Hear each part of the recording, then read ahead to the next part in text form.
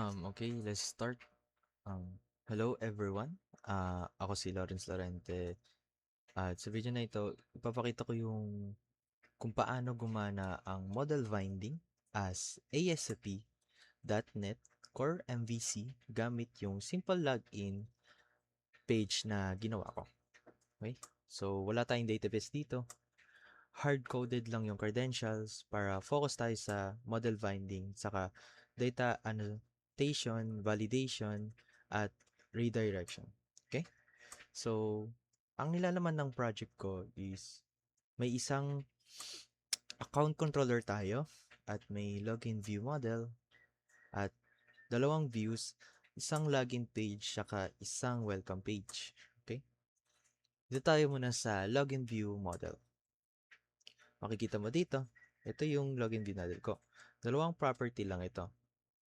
Isang username at isang password. Gumamit ako ng data annotation para mag-set ng validation rules directly sa model. Yung required is kailangan may value bago mag-submit. Tapos yung string length, dapat between 3 to 50 characters yung username. Tapos yung min length is dapat at least 6 characters yung password. Ang mga attributes na to, ang ginagamit na in ASP.NET Core MVC para ma-validate yung data pag nag-submit yung user. Okay? At yan ang aking review model. Next is the login. Ito naman tayo sa login. Ito yung login form. Gumamit ako ng ASP4 para i-connect yung HTML input property ng model. Halimbawa, itong input na to nakakonect sa username property. Yung ASP validation for naman, nagpapakita ng error message per field at yung ASCP validation summary sa taas nagpapakita ng general error katulad ng valid username or password. Okay, dito naman tayo sa model binding na tayo. So, kita po dito, ito po yung aking code for the model binding and tapos dito na yung nangyayari yung model binding. Pag nag-submit yung user, i-receive ni ASCP.NET Core MVC yung form values tapos ima-match niya sa mga properties ng login view model tapos mag-automatic na tapos di ko na kailangan i-manual or i-assign isa-isa. Una, i-check ni sana yan? I-check ni model state is valid kung hindi valid yung nilalagay ng user.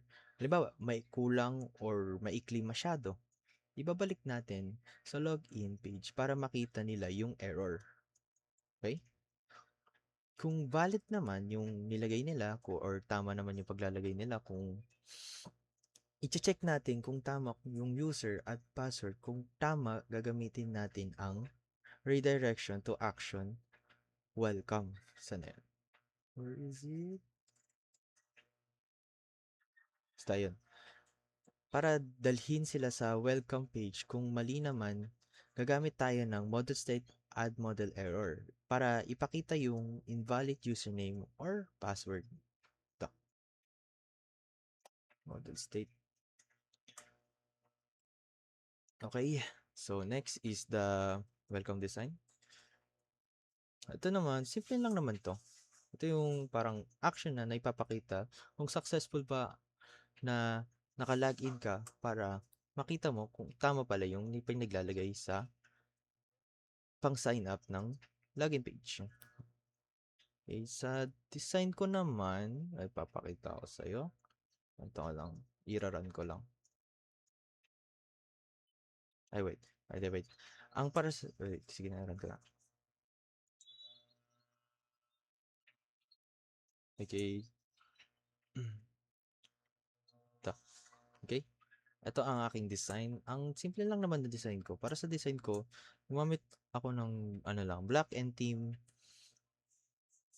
team colors kasama ng konting animation na may fade effect yung card at animated hover effects yung login button. CSS lang ito, walang epektong functionalities. Okay, next is game. Magla-live demo na tayo. So, first things first is ngayon nire-run ko na yung application. Tapos, yan. Una, magsasubmit muna ako ng form na walang laman. Kitang-kita, nagpapakita na yung error kasi hindi ako naglagay ng data sa dalawang username and password at magpapakita ang error kasi sabihin username is required and password is required. Tapos sa susunod, mag-enter ako ng maiksi lang, maliit lang, na password. Kunyari, 1, 2, 3. Oh, nagpakita. Tapos lalabas yung message na dapat 6 characters ang kailangan ng password. Okay, kita dito. Okay. Ngayon, mag-enter ako ng valid values pero mali yung credential. Like, eto. Lagay tayo ng test user, and then yung password. Right? Password. Tapos, pag sinabit ko to, yan. Yan, lalabas yung valid username or password. Kasi di pumasa ang username and yung password sa required ng hinahanap ng system. Okay? Next is, lalagay na natin ang tamang hinahanap ng system. Admin. 1, 2, 3, 4, 5, 6. Okay, maglagay na tayo. Okay, successful na login na tayo. At doon na po ang matatapos ang demo natin for model binding and simple login and check error system for my activity. Thank you so much for watching.